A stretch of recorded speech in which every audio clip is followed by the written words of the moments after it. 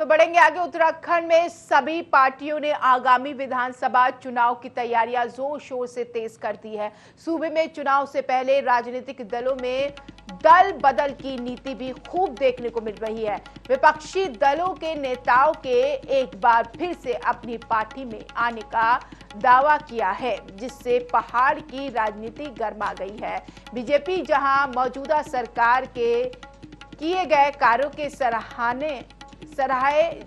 सहारे जनता के बीच जाने की तैयारी में है, तो वहीं विपक्ष भी प्रदेश सरकार की कमियां और किसान कानूनों को मुद्दा बनाकर चुनावी समर में उतरने को लेकर हुंकार भरी है, जिसके बाद से सियासी बयानबाजी भी तेज हो गई है।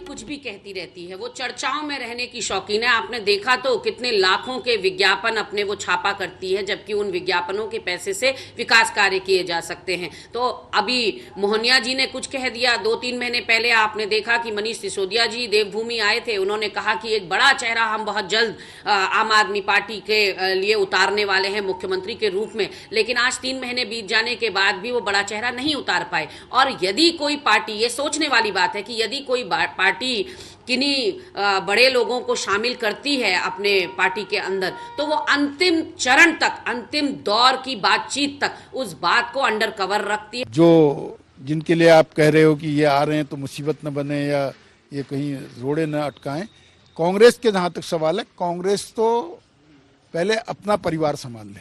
अभी थोड़े दिनों बाद ही मैं दिखाऊंगा कि कांग्रेस के लोग कितने मेरे पास आते हैं। कांग्रेस अपना परिवार संभाल ले, दूसरों की चिंता न करे।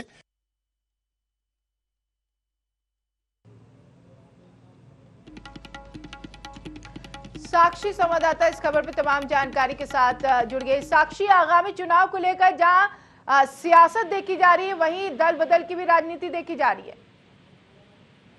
बिल्कुल देखा जा सकता है कि उत्तराखंड की राजनीति अब उथल पुथल होती हुई नजर आ रही है।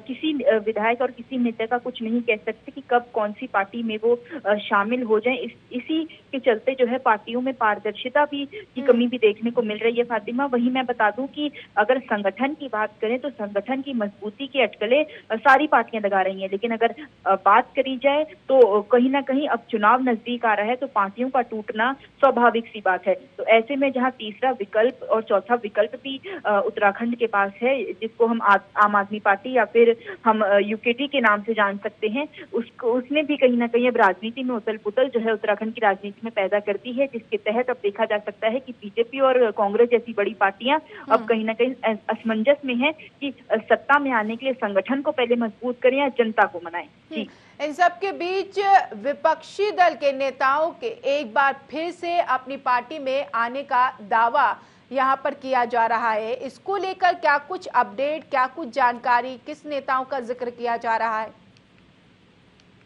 बिल्कुल, देखिए जिस तरीके से भाजपा का एक नामी जो कामी नाम है सुरेंद्र जी, जो वो आम आदमी पार्टी में जिस तरीके से जुड़ गए, और वहीं जो तमाम सूत्रों से ये खबर मिल रही है कि भाजपा के बहुत सारे जो नेतागण हैं वो कांग्रेस में शामिल हो सकते हैं, ये अटकलें जो हैं सियासी गलियारों में लगातार घूम रही हैं। इसके तहत देखा जा सकता है कि अब दोनों पार्टियां असमंजस में हैं। तो वहीं अगर बात करें तीसरे विकल्प की, तो जो आम आदमी पार्टी है उसमें भी देखा जा सकता है कि तमाम जो लोग हैं वो जुड़ रहे हैं। यानी अब देखा जा सकता है कि संगठन को अपने और विस्तार देने के लिए और मजबूती देने के लिए सारी पार्टियां कोशिश कर रही हैं, ना ही सिर्फ जनता को अपनी तरफ आकर्षित करने की, बल्कि दूसरी पार्टी के कार्यकर्ताओं को भी अपनी तरफ आकर्षित करने के लिए, ताकि जो दूसरी पार्टी के संगठन है वो कमजोर हो सके और अपनी पार्टी का संगठन और संख्या बल के हिसाब में और इजाफा कर सके। जी फातिमा, ये तो ठीक कहा जाता है कि राजनीति में सब कुछ जायज है, लेकिन दल बदल की राजनीति ये तो आम हो जाती है। लेकिन जनता को कैसे लुभाया जाए,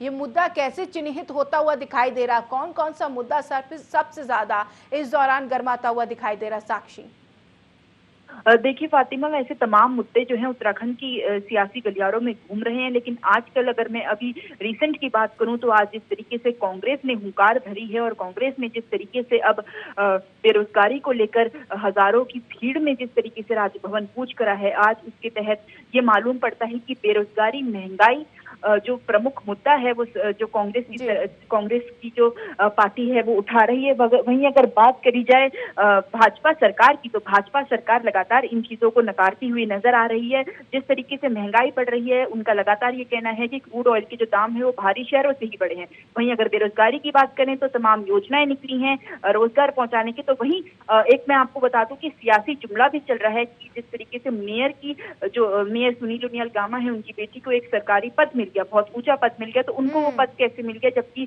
जनता जो है कहीं ना कहीं बेरोजगार बैठी है। तो ये तमाम मुद्दे जो हैं देखा जा सकता है कि उत्तराखंड की गलियारों में घूम रहे हैं। तो वहीं और जैसे जैसे वक्त आगे बढ़ेगा वैसे वैसे सियासत और भी ज्यादा गर्माती हुई दिखाई देगी। अलग अलग तरीके से यहाँ पर कई नेता अपने काम भी और बयानबाजी भी करते हुए दिखाई देंगे। शुक्रिया तमाम जानकारी के लिए साक्षी।